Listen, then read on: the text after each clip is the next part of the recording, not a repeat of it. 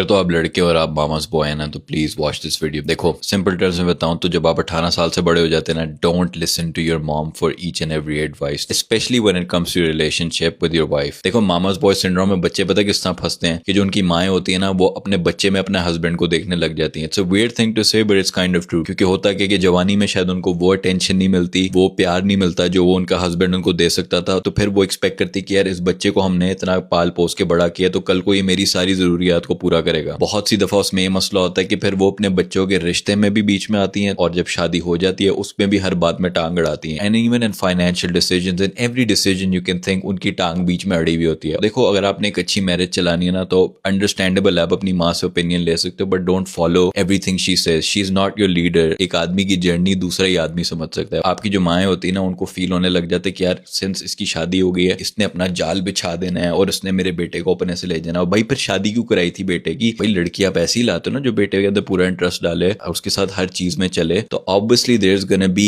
Possessiveness from her side as well. देखो, जब अपनी माँ को इन्वॉल्व करते हो इन चीजों में से दो मसले होते हैं। आपकी और आपकी बीवी की तो जिंदगी खराब होती है, आपको जो रिलेशनशिप आपकी अम्मी के साथ है ना, वो भी इम्बैलेंस हो जाता है। तो उससे अच्छा ये है कि you take care of your mother financially, physically, उनकी वेल बींग का, but don't take her counsel in your own life decision, specially in marriage. फिर तुम्हारी माँ वही होती है जो कि कह रही होती है कि भाई, मेरी सास बड़ी बुरी थी, हमारी जो फुप्पोएं थी वो भी बड़ी बुरी थी। हाँ, वो सारी बुरी थी, लेकिन जब वो खुद उस सांस के रोल में आ जाते हैं ना, तब सब कुछ माफ हो जाता है। कहने का मतलब ये है, women are emotional creatures, right? उन्होंने ज्यादातर इमोशंस को तरजीह देनी है over logic, and you have to understand your mom could be the greatest mom in the world, but at the end she is a woman. और एक और बात याद रखो कि औरत ही औरत की सबसे बड़ी दुश्मन होती है। You as a man have to be wise and sensible enough to make a clear decision, जहाँ पे तुम एक लाइन ड्रॉ करो और अपनी मैरिड लाइफ को एक तरफ रखो और अपनी जो माँ के लिए टेक केयर, उनका प्यार है, उसको एक तरफ रखो। इन दोनों को इंटरट्वाइन नहीं होने देना, वरना बहुत मसले क्रिएट होते हैं।